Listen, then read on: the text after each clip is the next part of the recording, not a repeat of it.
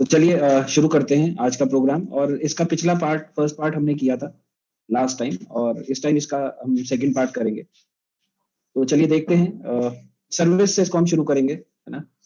जब हम कस्टमर होते हैं, कभी कभी हम कुछ खरीदने जाते हैं, कभी हम किसी शॉप में जाते हैं, किसी शोरूम में जाते हैं, तो बहुत सारी हमारी इच्छाएं होती हैं कि हम किसी शोरूम में जाएं तो वहां पर एसी चल रहा हो, हमें अच्छी जगह बिठाया जाए, चाय वगैरह पूछी जाए। बहुत सारी सर्विस होती है जो हम एक्सपेक्ट करते हैं, है ना, जब हम कस्टमर होते हैं।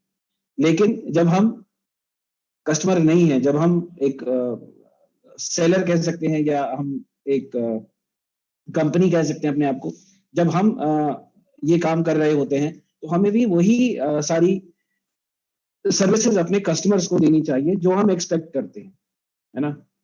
ये एक बहुत ही आसान रास्ता है कस्टमर सर्विस पहुंचाने का, समझने का। और अगर सर्विस हमें समझ में आ गया कि सामने वाला व्यक्ति क्या चाहता है, तो उसको सर्विस देना बहुत आसान हो जाता है ना। तो उसकी स्टार्टिंग हमारे से ही होती है कि जब हम जाते हैं कहीं पे, तो हम जो चीज एक्सपेक्ट करते हैं तो सामने वाला भी हमसे वही चीजें एक्सपेक्ट करता है। और कॉन्सेप्ट क्या होता है, अगर हम सर्विस के कॉन्सेप्ट की बात करें, तो बेसिकली जो ये कॉन्सेप्ट है ये कहता है कि जो सामने वाले का डिमांड है और जो डिजायर है ना, उसके बारे में ध्यान रखना, है ना। अगर आप ध्यान रखेंगे कस्टमर की डिजायर का, उसके डिमांड का, तो उसको आप फुलफिल भी कर पाएंगे। और पर्पस जो होता है सर्विस का, पर्पस ये होता है कि जो वन टाइम हमारा कस्टमर है वो हमसे रिपीटेडली सामान खरीदे। बहुत सिंपल है ना। क्योंकि ऐसा नहीं है कि हमने आज ही कस्टमर आया तो दूसरे उसके बाद दोबारा हमने उससे सामान देना ही नहीं है। हमें हमेशा रिपीटेड कस्टमर चाहिए होते हैं, और यही पर्पस है इस सर्विस का, कस्टमर सर्विस का, कि जो वन टाइम कस्टमर है वो रिपीटेड कस्टमर बने। साथ ही साथ जो वो रिपीटेड कस्टमर है वो हमें और रेफरेंसेस दे, है ना, क्योंकि रेफरेंसेस वहीं से आने हैं। और साथ ही साथ आगे चल के वो जो कस्टमर है वो हमारा डिस्ट्रीब्यूटर भी बन सकता है ना। तो अगर हम सर्विस अच्छी देते रहेंगे तो जो जिसने आज हमसे एक बार प्रोडक्ट लिया है वो बार बार हमसे प्रोडक्ट लेगा, प्लस वो दोस्तों और रिश्तेदारों को हमको रिकमेंड करेगा, रेफर करेगा, और साथ ही साथ आगे वो डिस्ट्रीब्यूटर भी बन सकता है। इसके लिए 147 प्रिंसिपल होता है, एक प्रिंसिपल है 147। तो इसको अगर हम फॉलो करेंगे तो ये सर्विस अपने आप अच्छी होती चली जाएगी। और 147 में वन क्या होता है, one is the first day. जब उसने सामान खरीद लिया है, सामान खरीदने के अगले दिन हमें क्या करना है ना। तो सर्विस अगले दिन से शुरू हो जाती है जब वो हमसे सामान खरीदता है। तो पर्पस क्या है, पहले दिन उसको बात करने का, टेलीफोन पे बात करनी है उससे, उसको बताना है कि जो उसने प्रोडक्ट्स खरीदे हैं उसको वो इस्तेमाल करना शुरू करे। तो फोन पे ही आप उसे बॉटल खुलवा सकते हैं, उसकी सील खुलवा सकते हैं, और उसको की पॉइंट्स बता सकते हैं कि दोस्त अगर तू इसको खाएगा तो तेरे को ये फायदा होगा। तो इसको तूने सुबह खाना है या दोपहर में खाना है, लंच के बाद खाना है, लंच से पहले खाना है, दूध से खाना है, पानी से खाना है, वो डोसेज उसको बताना। पहले दिन उसको वो चीज खिलानी जरूरी है। तो फर्स्ट डे, प्रोडक्ट खरीदने के फर्स्ट डे के बाद नेक्स्ट डे हम उसे फोन करेंगे, है ना। और फोन करके हम बात क्या करते हैं, जो उस सेशन में आया था, जो उसने वहां पर सीखा या जो उसको वहां पर समझ में आया, वो उसे दोबारा से याद दिलाना बहुत जरूरी है कि दोस्त तू आया था और तूने ये देखा था और तुझे ये प्रोडक्ट पसंद आया था। और साथ ही साथ राइट वे में उसको कैसे इस्तेमाल करेंगे वो उसको हम बताएंगे। और साथ में हम हेल्प करते हैं कस्टमर को उसके प्रोडक्ट के इफेक्ट आने के लिए। तो उसे हमें बताना है कि जैसे हमने तेरे को, वहां तुमने सुना होगा कि इतने दिन तक तू खाएगा तो तेरे को ये चीजों में असर आना शुरू हो जाएगा। वहां और भी बहुत सारे लोग थे जो तूने देखा होगा कि उन्होंने इतने टाइम से खा रहे हैं तो उनको फायदा मिल रहा है। और साथ ही साथ नेक्स्ट विजिट का उनसे टाइम लेना बहुत जरूरी है। और जैसे कि हमने पहले भी लास्ट टाइम बताया था कि जब हम फोन करेंगे तो एंथुजियाज्म होना चाहिए, खुश होने चाहिए दोस्त आप। खुशी से, एंथुजियाज्म से, बिल्कुल बढ़िया कपड़े पहन के, टाई वाई लगा के, ये नहीं लेटे हैं पलंग पे लेट के ही फोन कर रहे हैं, है ना। हर चीज की एक तरीका होता है करने का, तो उसको करना बहुत जरूरी है। अगर आप ये सोचेंगे कि मैं फोन कर रहा हूँ, फोन पे किसने मुझे देखना है, तो दोस्त फोन पे देखने की बात नहीं है, सामने वाले को समझ में आता है कि आप किस मूड में बैठे हैं। उसके बाद चौथे दिन दोबारा हम फोन करेंगे, है ना, और उसका पर्पस क्या होगा, अंडरस्टैंड करने के लिए कि कस्टमर जिसने वो सामान खरीदा है क्या वो सही तरीके से इसको इस्तेमाल कर रहा है कि नहीं कर रहा है। इसलिए चौथे दिन हम सामान वो खरीदेंगे और उसे पूछेंगे कि दोस्त 4 दिन से तू खा रहा है तो कुछ तेरे को फीलिंग हो रही है, और जिस तरह से हमने बताया था क्या तू उस तरह से खा रहा है ना, और खा रहा है तो कुछ ना कुछ इंप्रूवमेंट तो तेरी बॉडी में आ ही रहा होगा, वो सब हम पता करेंगे, प्लस नेक्स्ट विजिट के लिए उससे दोबारा से टाइम लेंगे। और seventh day, again seventh day हमें क्या करना है, उन लोगों को इनवाइट करना है, सब लोगों को, है ना, और एक जगह पे इनवाइट करना है जो हमारे नए कस्टमर्स बने हैं, एक हफ्ते में उनको इनवाइट करना है। और इनवाइट क्यों करना है, इनवाइट करने से जब बहुत सारे लोग एक जगह इकट्ठे होंगे तो उनको कॉन्फिडेंस आएगा, कॉन्फिडेंस बिल्डअप होएगा कि हाँ और भी लोग हैं जो इस सामान को, इस प्रोडक्ट को खा रहे हैं, है ना। और होता क्या है कि जब अगर 10 लोगों को आपने सामान दिया है तो हो सकता है 8 को बहुत ज्यादा फर्क पड़ा हो, 2 को फर्क ना पड़ा हो। तो अब जब वो 10 के 10 लोग इकट्ठे होंगे और अपने अपने वो बता रहे होंगे आप लोगों आपको, जब वो अपने शेयर कर रहे होंगे, टेस्टिमोनियल शेयर कर रहे होंगे, तो जो 2 लोग हैं जिनको बहुत ज्यादा असर नहीं भी हुआ उनको भी ये कॉन्फिडेंस रहेगा कि यार मैं जो खा रहा हूँ वो सही खा रहा हूँ, हो सकता है कि मुझे 8 दिन में असर नहीं आया हो तो मुझे थोड़े और दिन में असर आ जाएगा। तो उससे क्या होता है कि वो अ, खाता रहता है उसको। अगर वो अकेला बैठा रहेगा घर में और उसको असर नहीं आएगा तो 5 7 10 दिन के बाद वो कहेगा कि यार मेरे को तो असर नहीं आया, मुझे प्रोडक्ट नहीं करना। तो इसलिए सेवेंथ डे लोगों को इकट्ठा करना बहुत जरूरी है, और खासकर उन लोगों को इकट्ठा करना बहुत जरूरी है जिनको असर नहीं आ रहा। और एक अच्छी सर्विस की फाउंडेशन होती है कस्टमर फाइल। तो दोस्तों कस्टमर फाइल बनाना बहुत जरूरी है ना, अगर नहीं बनाई है तो आप बना सकते हैं। और एक ये किताब, कस्टमर की एक डायरी बनाने से या एक बुक बनाने से आपको इनको मैनेज करना बड़ा आसान हो जाएगा, क्योंकि इनको आपने बार बार सर्विस देनी है, लॉयल बनाना है इनको, तो इनकी एक किताब होनी दोस्त बहुत जरूरी है। और इसमें क्या होगा, नेम, बेसिक इंफॉर्मेशन होगी, नेम, बर्थडे, ये सब चीजें होंगी। फिजिकल कंडीशंस होंगी, किसी को कोई स्पेशल डिजीज तो नहीं है, कोई उनकी फैमिली में डिजीज तो नहीं है। और डिमांड एनालिसिस होगा कि इन्होंने किस किस चीज के लिए सामान हमसे खरीदा है।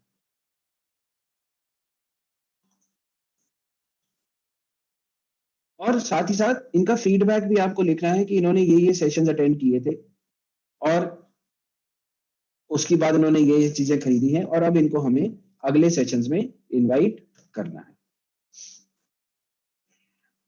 और बाइंग रिकॉर्ड्स होने चाहिए। तो इस तरह का आपके पास कस्टमर प्रोफाइल होनी चाहिए।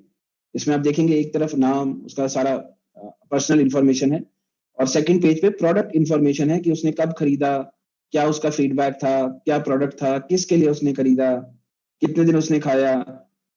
तो ये सारी चीजों का आपको बनाना है। तो अगर ये आपको एग्जैक्टली ये चाहिए तो ये मैं सोनम जी को भिजवा दूंगा, तो उनसे आप ये ले सकते हैं और इसको बना सकते हैं। So attitude of service determines the result of service. तो अगर सर्विस एटीट्यूड आपका अच्छा होगा तो सर्विस ऑटोमेटिकली अच्छी ही होगी, है ना। और 3 लेवल की सर्विस होती है, एक तो नेसेसरी सर्विस होती है, एक मार्जिनल सर्विस होती है, और एक service not related to sales होती है। सो 3 तरह की सर्विस होती है, और मैक्सिमम लोग जो है वो नेसेसरी सर्विस करते हैं। जैसा कंपनी ने कहा है वही हम कर रहे हैं दोस्त। तो कंपनी ने कहा है कि आप प्रोडक्ट उसको दोगे तो घर बैठे उसको सामान मिल जाएगा, उस प्रोडक्ट के बारे में आपको बताना है, प्रोडक्ट की डोसेज की आपको बताना है, प्रोडक्ट नहीं पसंद आया तो उसे रिटर्न ले लेना है। सिंपल। तो जो कंपनी के नॉर्म्स हैं उसको अगर आप फॉलो कर रहे हैं तो आप नेसेसरी सर्विस दे रहे हैं। उसके बाद मार्जिनल सर्विस। मार्जिनल सर्विस दोस्त वो है जो कंपनी नहीं कह रही, आप अपनी तरफ से कर रहे हैं। जैसे कि आपने उसे बर्थडे पे उसका कार्ड भेज दिया, कोई गिफ्ट भेज दिया, आपने कोई चाय पार्टी रख ली अपने कस्टमर्स के साथ, घर पे बुला लिया उनको, होली दिवाली पे इकट्ठे हो गए, तो ये एक मार्जिनल सर्विस है कि एक्स्ट्रा वर्क है जो आप कर रहे हैं। और एक आता है दोस्त, थर्ड लेवल जो आता है, service not related to sales. तो अगर वो मेरा कस्टमर है, बाई चांस उसके घर में कोई बीमार पड़ गया और हॉस्पिटल में रात को रुकना है, तो 1 रात 2 रात मैं रुक गया, so this is service not related to sales. उसको गाड़ी चाहिए थी, कहीं जाना था, मेरे पास घर में खाली खड़ी थी गाड़ी, तो मैंने उसको दे दी। So this is service not related to sales. So ये 3 लेवल की सर्विसेज हैं जो हमें करनी चाहिए, और ये 3 रास्ते हैं जो कि कस्टमर्स को हार्टफेल्ट सर्विसेज की तरफ ले जाते हैं, है ना।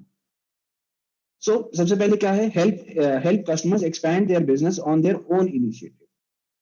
सो कस्टमर्स जो आपके हैं, अगर वो बिजनेस में आ रहे हैं तो उनको हेल्प करना हमारा फर्ज बनता है ना। और साथ ही साथ जो हमारे कस्टमर्स हैं, उनकी फैमिलीज के बारे में भी अगर हम ध्यान रखेंगे, उनके मदर फादर का कब बर्थडे है, कब एनिवर्सरी है, तो वो और ज्यादा खुश होंगे, सरप्राइज हो जाएंगे, है ना। और service not related to product.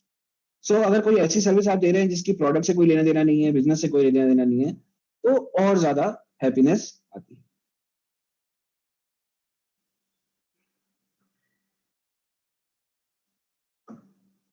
So 3 factors हैं, है ना, जो कि प्रोडक्ट के ऊपर सर्विस के लिए हमें लोगों से बात करनी चाहिए कि जो प्रोडक्ट डोसेज ले रहे हैं, क्या वो उनकी बॉडी के लिए इनफ है, क्योंकि हर एक की बॉडी डिफरेंट होती है दोस्त, है ना, और हर एक को प्रोडक्ट जो है डिफरेंट तरीके से इफेक्ट करता है।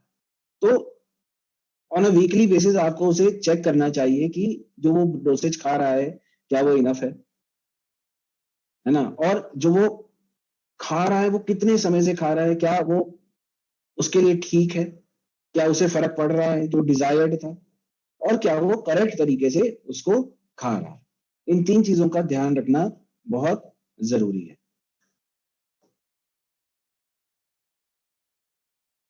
सो फ्यूचर की अगर हम बात करते हैं, और एक अच्छा फ्यूचर आप चाहते हैं दोस्त, तो वो सर्विस से ही बन सकता है ना। अगर आप सर्विस अच्छी दोगे तो आपको फ्यूचर में कोई इशू नहीं आएगा बिजनेस से रिलेटेड, बिजनेस आपका फर्स्ट क्लास चलता रहेगा।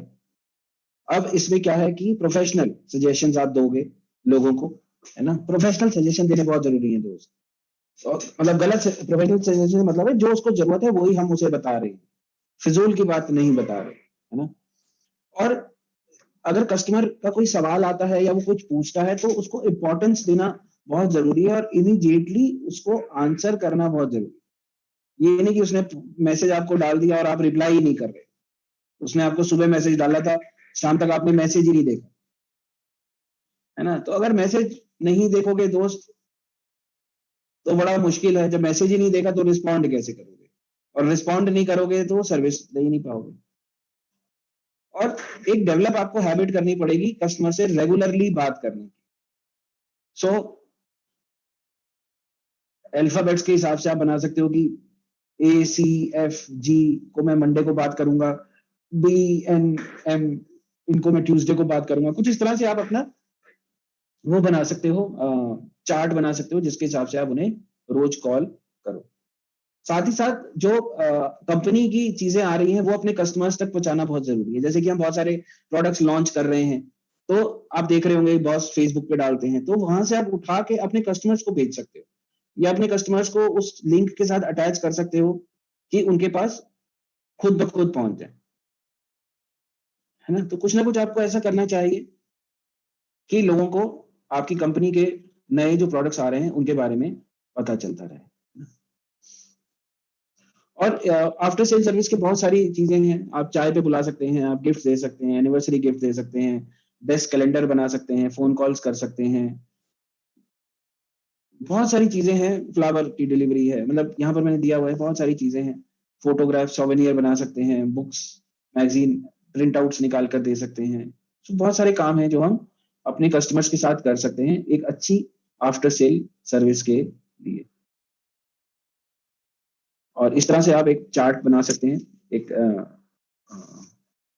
एक्सेल बना सकते हैं कि कब कब आपने अपने कस्टमर्स से को विजिट किया, उनसे बात किया, और क्या क्या चीजें हमने उनके साथ करी है।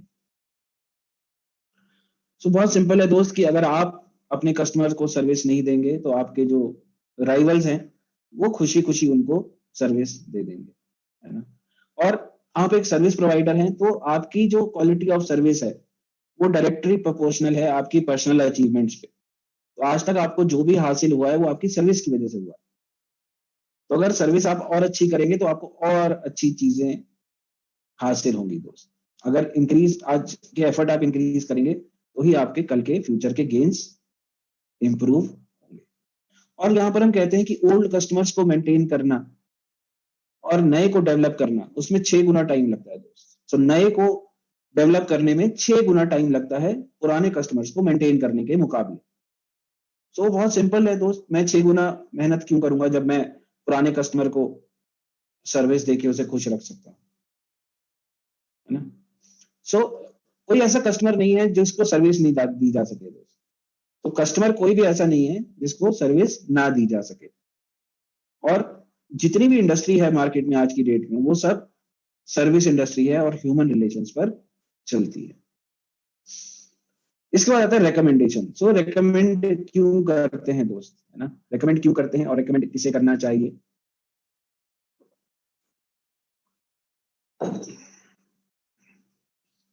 सो मार्केटिंग हम कहते हैं प्रोडक्ट ओरिएंटेड होती है, जो कि कंज्यूमर्स के लिए होती है, और रिकमेंडेशन बिजनेस सेंटर्ड होती है और जो पोटेंशियल डिस्ट्रीब्यूटर्स को अट्रैक्ट करती है।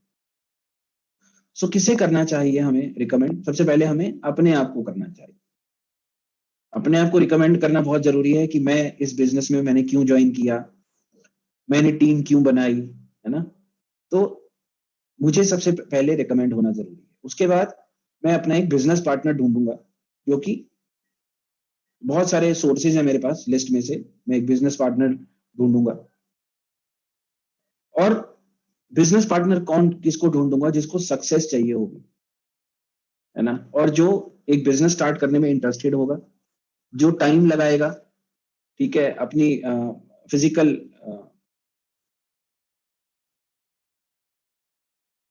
क्या कहते हैं उसको, मेहनत करेगा, समय भी लगाएगा, मेहनत भी करेगा, और बिजनेस मेंटेलिटी के हिसाब से होगा।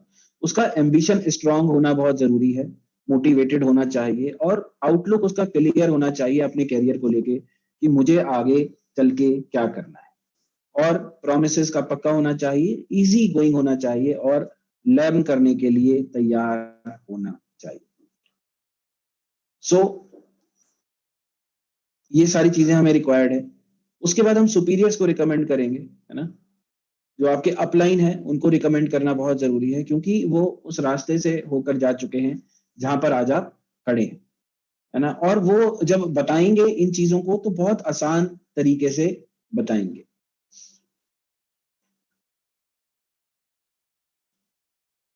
सो steps for efficient business communication की अगर हम बात करते हैं, so talk about the concept. Concept के बारे में बात करना बहुत जरूरी है ना। गाड़ी के बारे में, बंगले के बारे में, इनसे करने से कुछ नहीं होने वाला दोस्त। सबसे पहले मुझे क्या करना है, कॉन्सेप्ट के बारे में बात करनी है, चेंज क्यों चाहिए, है ना। सो इस बिजनेस से, इस इंडस्ट्री से क्या फायदा है, वो चेंज क्या है, वो आपके लाइफ में क्या चेंज लेकर आएगा, उस पर बात करना बहुत जरूरी है। उसके बाद हम इंडस्ट्री पे बात करेंगे कि ये एक जो इंडस्ट्री है, ये एक बहुत ही बढ़ती हुई इंडस्ट्री है और इसका फ्यूचर बड़ा अच्छा है, और इसमें अगर हम ज्वाइन करेंगे तो क्या क्या फायदे हो सकते हैं।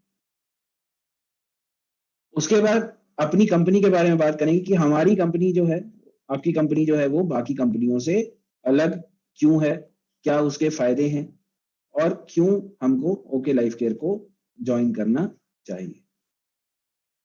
उसके बाद मेथड। सो टीम, है ना, आपका जो सिस्टम है उसके बारे में बात करेंगे कि भाई हमारे पास टीम है, हमारी अपलाइन है सोनम जी, वो समय समय पे प्रोग्राम्स हमारे लिए करती हैं, प्लान कैसे दिखाना है वो बताती हैं, समय समय पे और ट्रेनिंग करती हैं, स्किल बिल्डिंग की ट्रेनिंग करती हैं। सो एक सिस्टम है आपका जो गारंटी करेगा सक्सेस के लिए, तो वो बताना बहुत जरूरी है। सो अगर हम बात करें, टॉक अबाउट द कॉन्सेप्ट, है ना, चेंज क्यों करना चाहिए, है ना, नेसेसिटी टू चेंज। तो इनको बताना, लोगों को बताना जरूरी है ना, कि हम लोग डिपेंडेंट क्रीचर्स हैं, है ना, और हैबिट के ऊपर डिपेंडेंट है। और अगर हैबिट्स को हम अपनी पुरानी नहीं छोड़ेंगे तो हम आगे नया कुछ नहीं कर पाएंगे, है ना। और दो चीजें होती हैं, एक्सपेक्टेशन होता है और एक एक्चुअलिटी होती है। सो एक्सपेक्टेशन में तो सिर्फ ड्रीम्स होती हैं कि कल मेरे लिए बहुत अच्छा होगा, है ना, लेकिन वो कल अच्छा होगा कि नहीं होगा, उसके लिए क्राइसिस अवेयरनेस करना बहुत जरूरी है। और डिससेटिस्फैक्शन पहली चीज है जहां से ये चीज शुरू होती है। सो सबसे पहले हम डिससैटिस्फैक्शन रेज करते हैं, ये इनकम आपकी बड़ी अच्छी होगी, घर बहुत अच्छा होगा, आप घूमने बड़ी अच्छी जगहें जाते होंगे, तो उसको डिससैटिस्फैक्शन होने लगा कि नहीं मेरे पास तो हाई इनकम भी नहीं है, घर भी बहुत बड़ा नहीं है और मैं फॉरेन भी नहीं जाता। तो डिससैटिस्फैक्शन के बाद उसे फियर ऑफ फ्यूचर दिखाना बहुत जरूरी है दोस्त। फ्यूचर सबको बड़ा आसान लगता है, बहुत इजी लगता है कि मेरा फ्यूचर तो बहुत अच्छा है, लेकिन 90% कंडीशंस में ना फ्यूचर अच्छा नहीं है ना, क्योंकि आगे चल के अगर बंदा जो कर रहा है वही करता रहेगा तो आगे चल के वो एक टाइम बाद रिटायर हो जाएगा, और गवर्नमेंट आजकल तो गवर्नमेंट भी वो नहीं देती है, पेंशन नहीं देती है। तो अगर वो 60 साल में रिटायर हो गया और उसकी अगर उस 75 साल जिंदा रहा तो 15 साल पैसा कहाँ से लाएगा, है ना। फिर बच्चे हैं तो बच्चों की स्टडीज का क्या होगा, उनकी शादी कैसे होएगी, उसके लिए पैसा है क्या, है ना। तो वो उसको दिखाना बहुत जरूरी है, उसको पता नहीं है, उसे लगता है कि हाँ सब हो जाएगा, भगवान बैठा है ना, सब कुछ हो जाएगा। लेकिन दोस्त कुछ होने वाला नहीं है अगर आदमी खुद कुछ नहीं करेगा। तो ये उसको फियर रेज करना बहुत जरूरी है। सो अगर हम इंडस्ट्री की बात करते हैं, है ना, डायरेक्ट सेलिंग की बात करते हैं, तो डायरेक्ट सेलिंग अगर हम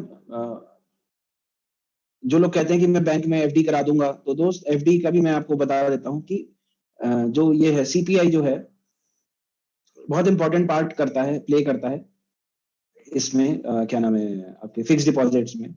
और इन्फ्लेशन आपने सुना होगा, सो इन्फ्लेशन अगर 3% होता है मान लेते हैं, तो 20 साल में 1 लाख रुपए आपका 55,000 रह जाएगा। सीपीआई अगर 5% होगा तो 41,550 रह जाएगा, और 8% होगा तो 21,450 रह जाएगा 20 साल में, है ना। 1 लाख जमा कराया था, 1 लाख की एफडी कराई थी, और 20 साल बाद कितना उसका रिटर्न आएगा आप खुद देख सकते हैं, है ना। सो ये कोई बहुत फायदे का सौदा नहीं है, ठीक है। ऑप्शन 2 अगर हम देखें, सो वर्किंग फॉर अदर्स और डायरेक्ट सेलिंग।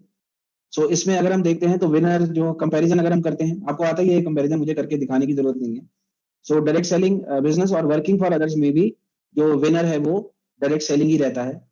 और स्टार्ट योर ओन बिजनेस, अगर आप मार्केट में दुकान खोलते हैं या कोई बिजनेस खोलते हैं, वर्सेस डायरेक्ट सेलिंग अगर हम लेकर देखें, तो यहाँ पर मैंने दिया हुआ है सारा, तो विनर इसमें भी थर्ड पार्ट में भी आपका डायरेक्ट सेलिंग बिजनेस है।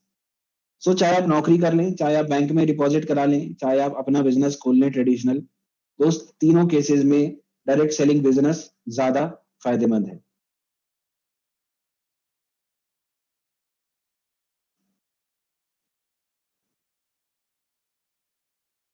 सो कंपनी एडवांटेज की अगर हम बात करें तो लेजिटिमेसी है, लेजिटिमेट कंपनी है, प्रोफेशनलिज्म है, इंडस्ट्रियलाइजेशन है, इंटरनेशनलाइजेशन है, सॉरी, डिस्टिंक्टिव डाइवर्सिफाइड प्रोडक्ट्स हैं, और ह्यूमन ओरिएंटेड बिजनेस पॉलिसी है ना। सो ये 5 कैरेक्टरिस्टिक्स हैं हमारी कंपनी के, जिससे आप बता सकते हैं कि ये बाकी कंपनीज के मुकाबले बेटर क्यों है। सो मेथड एंड सपोर्ट, सो आपका जो एजुकेशन सिस्टम है आप उसको सपोर्ट कर सकते हैं, है ना। और कंपनी का जो सपोर्ट है वो आप उनको बता सकते हैं लोगों को।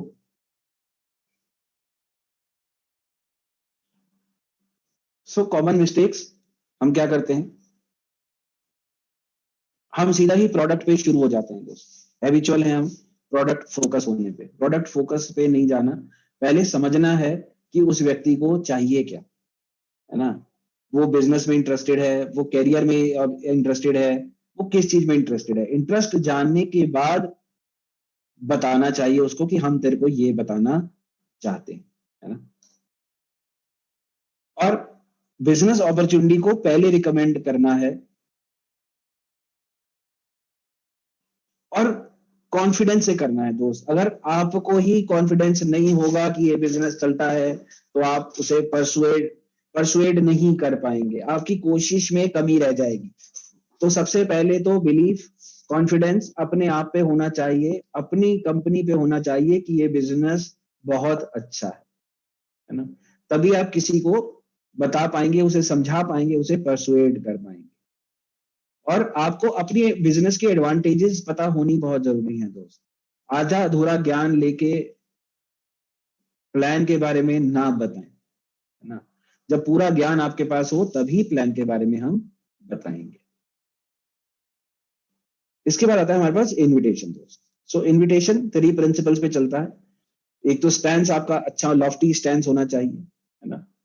कंधे ऊंचे होने चाहिए, प्रॉपर ठीक से बैठना चाहिए, प्रोफेशनलाइजेशन। सो ड्रेस होनी बहुत जरूरी है दोस्त, कमीज और पैंट पहन के, टाई लगा के ही फोन करना है। और 3 टॉपिक्स जिन पे नहीं बात करनी वो कौन से हैं? मैं, मेरा और मुझे। इन चीजों पे बात नहीं करनी है।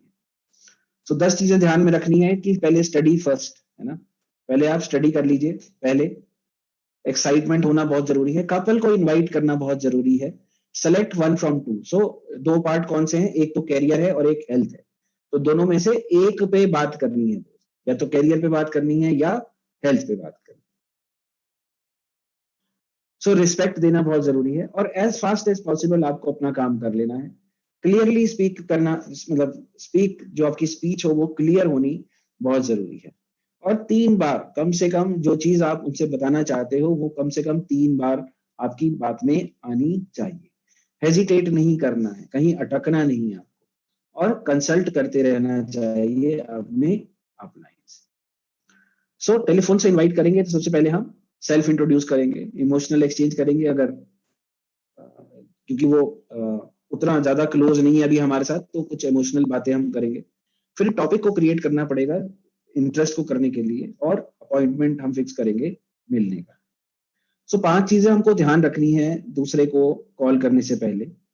पहली चीज है कि आप उसे क्यों कॉल करना चाहते हैं, है ना, ये क्लियर आपके माइंड में चीजें होनी चाहिए कि हम उस व्यक्ति को कॉल क्यों करना चाहते हैं, वो हमारे लिए इंपॉर्टेंट क्यों है, ये बिजनेस उसके लिए सही क्यों है, मैं उसके साथ मिलके ये बिजनेस क्यों करना चाहता हूं, और वो किस समय फ्री होगा मुझसे मिलने के लिए। ये 5 चीजें आपको पता होनी चाहिए टेलीफोन मिलाने से पहले।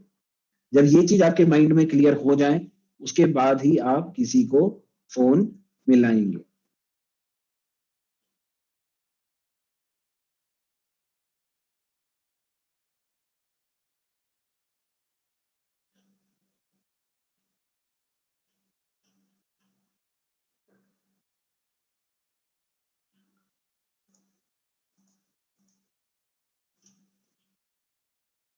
अगर फ्रेंड है, बहुत फेमिलियर है, तो हम उसे डायरेक्ट इनवाइट करेंगे, उसे एक्सप्लेन करने की जरूरत नहीं है कि मैं उसे क्यों बुला रहा हूँ, है ना। क्लियर है कि भैया मैं ये बिजनेस करता हूँ और मैं चाहता हूँ कि तू भी इसको देख। फ्रैंक इनविटेशन क्या होता है कि हमें होप है कि हमें दूसरी साइड से सपोर्ट मिलेगा, है ना। और एक होता है एक्सपोज इनविटेशन, जिसमें हम उसको रिक्वेस्ट कर रहे हैं कि वो हमें रेफरेंस प्रोवाइड करे, साथ ही अपनी ओपिनियन भी दे इस बिजनेस के बारे में। ये कुछ सीन्स हमने लिखे हुए हैं कि किस तरह से बात करना है, ये हम सोनम जी को दे देंगे, तो उनसे लेके आप इसको प्रैक्टिस कर सकते हैं। सो एक फ्रेंड जो हमें बहुत टाइम से नहीं मिला, तो उससे हम क्या बात करेंगे? उससे हम पुराने दिनों के बारे में बात करेंगे, है ना। सोनम जी ये चैट प्लीज आप बंद कर देंगी? सोनम जी, सोनम जी,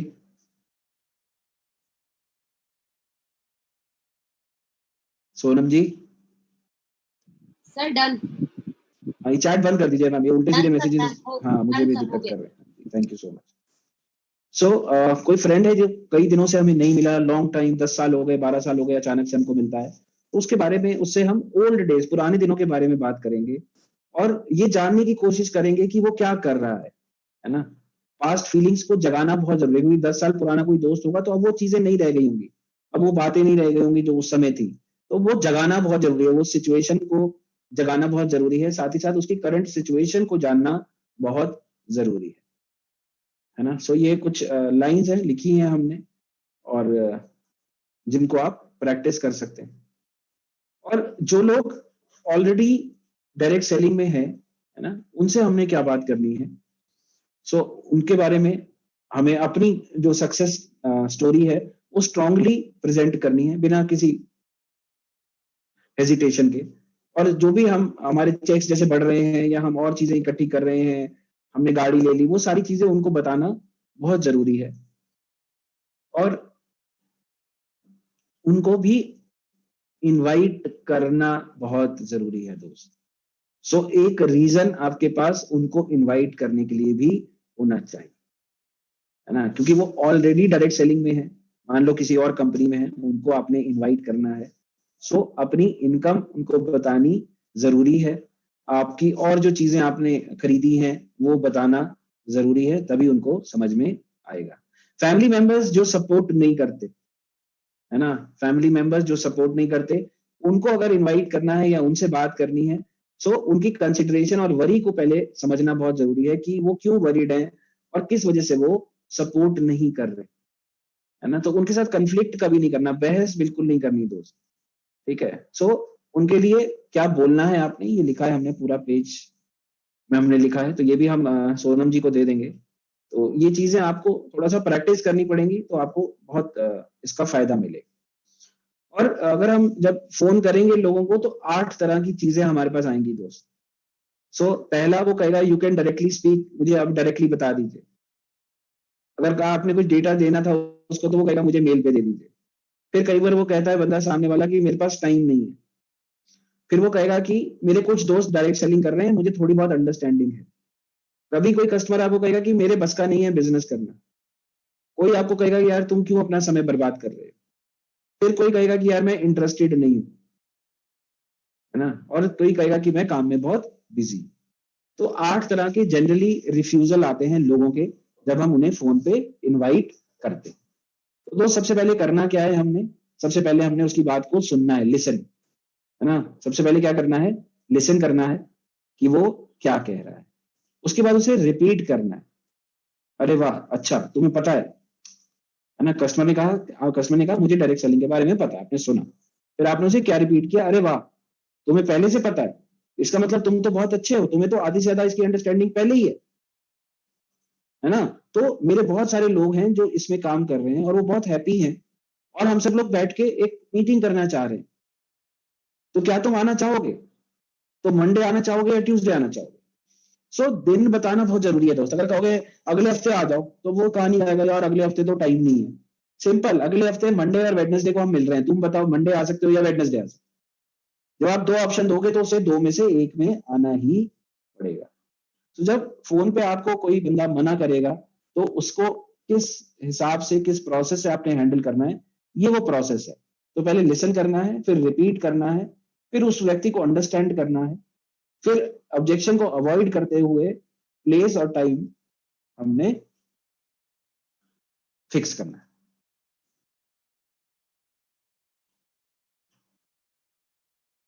अब यहां पर जो 8 रिफ्यूजल है, उनके हमने 8 के बनाए हुए हैं कि आपको क्या करना है ना। क्या अगर इस तरह की कोई चीज आएगी तो आपको क्या बोलना है ना। मैं आपको बता देता हूँ, ये मैं आपको दे दूंगा क्योंकि आपको प्रैक्टिस करना पड़ेगा। और अगर कोई कहता है कि मेरे, जैसे फ्रेंड्स का मैंने बता ही दिया था, कोई कहता है कि आप मुझे मेल पे डेटा भेज दीजिए, तो आप उसे कह सकते हो हाँ मुझे बड़ी खुशी होगी मेल पे डेटा देने के लिए, लेकिन आपको डिटेल्स ना पता नहीं चल पाएंगी, बिकॉज कुछ जो कंटेंट्स हैं वो बहुत ही प्रोफेशनल है, और जब तक हम फेस टू फेस बैठेंगे नहीं तब तक मैं आपको समझा नहीं पाऊंगा। तो उसके लिए आप कब फ्री हैं? अगले ट्यूसडे या वेडनेसडे हम मिल सकते हैं 2 बजे। कोई कहता है वेरी बिजी। हाँ बिल्कुल सही कहा, मैं जानता हूं कि आप बहुत बिजी हैं, इसी वजह से मैंने आपको कॉल किया था, एंड मैं आपके 5-10 मिनट से ज्यादा नहीं लूंगा, है ना। और मैं सिर्फ यही जानना चाह रहा हूं कि आप किस समय फ्री होते हैं, 10-15 मिनट आप मुझे कब दे सकते हैं, ताकि मैं आपको एक अच्छी चीज दिखा सकूं। कोई कहता है I have no time in these days. हाँ मैं समझ सकता हूं कि आपका शेड्यूल बहुत ही बिजी होगा और आप मुझे टाइम नहीं दे पा रहे होंगे, है ना। लेकिन फिर भी मैं चाहूंगा कि आप 10-15 मिनट मेरे लिए निकालें। इमीडिएटली नहीं, मे बी 2 हफ्ते बाद मैं आपसे मिल सकूं, या मे बी अगले महीने में मिल सकूं आपसे। तो मुझे आप कोई डेट दे दीजिए, मे बी अगले मंथ की दे दीजिए जब मैं आपसे मिल सकूं। नो टाइम वाला होगा। You will only waste your own time. Sir आप बिल्कुल सही कह रहे हैं, लेकिन फिर भी, है ना, ये प्रोजेक्ट या ये जो चीज मैं आपसे बात करने के बारे में बात कर रहा हूं, इसका डिसीजन हम तभी लेते हैं ना जब हम इस पे एक बार बात कर लें। तो कैसा रहेगा? आप कह रहे हैं कि मैं वेस्ट करूंगा टाइम, कोई दिक्कत नहीं है, लेकिन मुझे तो तभी यकीन होगा जब मैं एक बार आपसे मिल के बात कर सकूं। उसके बाद अगर हाँ लगेगा कि आपके लिए ये ठीक नहीं है तो कोई दिक्कत नहीं। So I am not capable of doing business, मैं बिजनेस नहीं कर सकता। बिल्कुल ठीक कह रहे हैं सर आप, लेकिन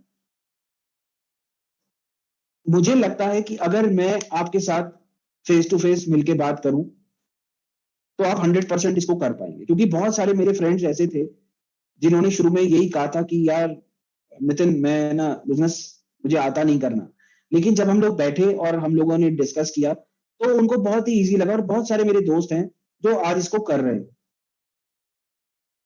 तो आप मुझे बताइए आप कब फ्री होंगे, तो मैं आपके पास आता हूं और बैठ के हम लोग डिस्कस करते हैं।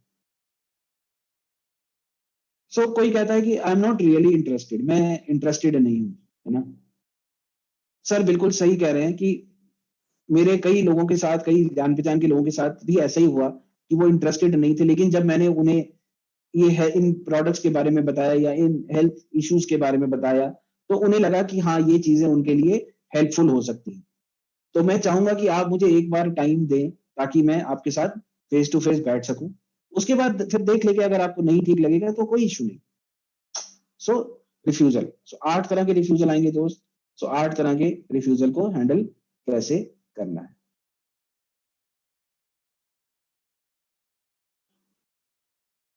ये एक एक्सरसाइज है जिसमें आप अपने हिसाब से कर सकते हैं।